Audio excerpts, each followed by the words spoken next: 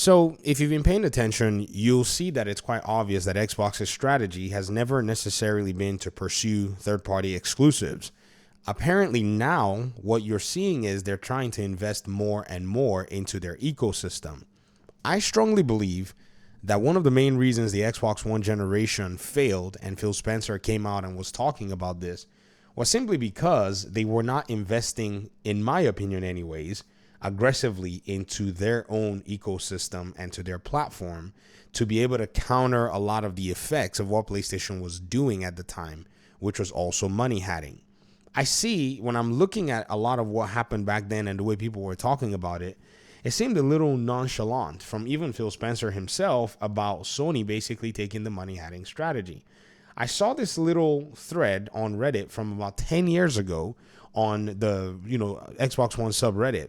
This person wrote, and I think it's a quote from, Phil Spencer about Street Fighter V being money hatted by Capcom. And, basically the quote says, business-wise, exclusivity is a bit perplexing, in my opinion, on a few levels. At the face of it, as a money hat, it doesn't make sense for either Capcom, as Capcom is just straight up hemorrhaging money at an alarming rate. Their main thing right now is begging people to acquire them, so cutting off any avenue to make money on a product seems backwards.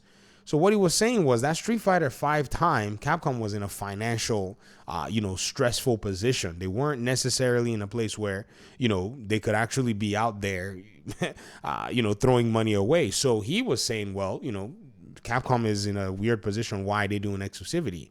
And I think this particular aspect is something that, he as somebody who was in charge at the time could have taken a very closer look. Perhaps it was maybe just, you know how it is. Hindsight is 2020.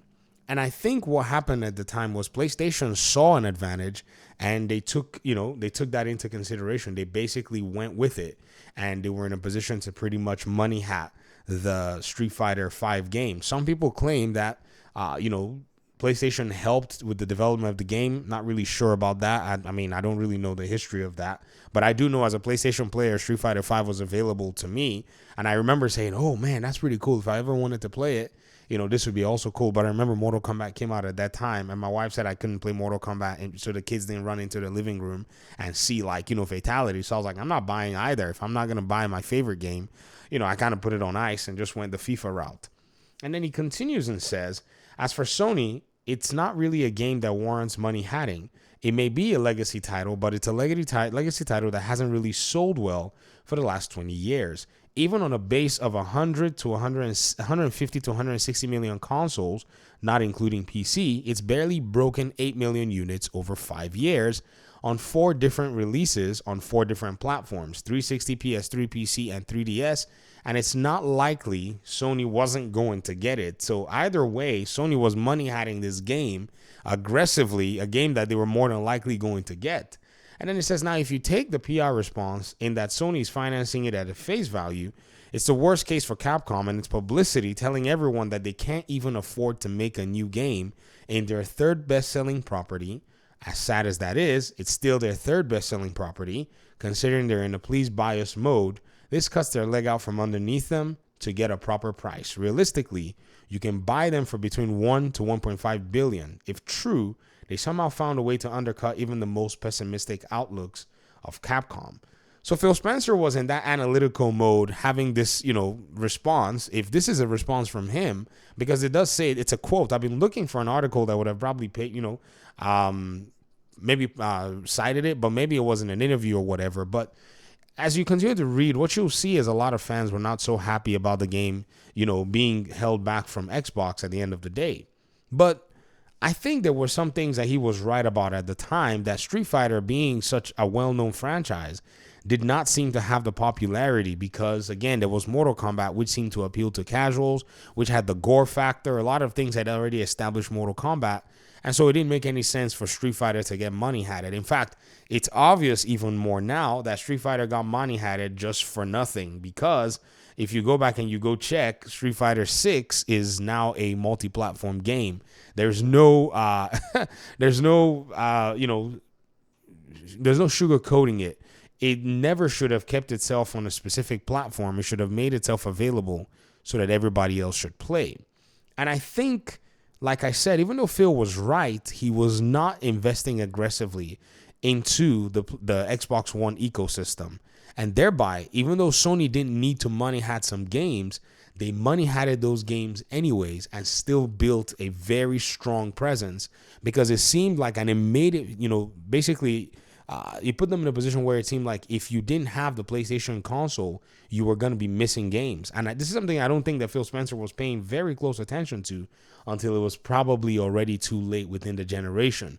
People started looking and possibly building their libraries.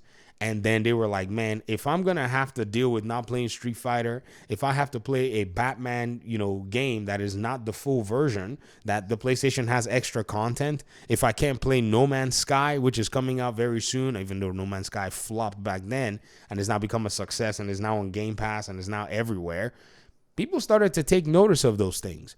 I think it wasn't until this generation that, it started to dawn on the people who are making these decisions over there at Microsoft saying, yo, we need to put some money into our ecosystems. Yes, they acquired a lot of studios, but they were also canceling games. Remember, Scalebound also got canceled.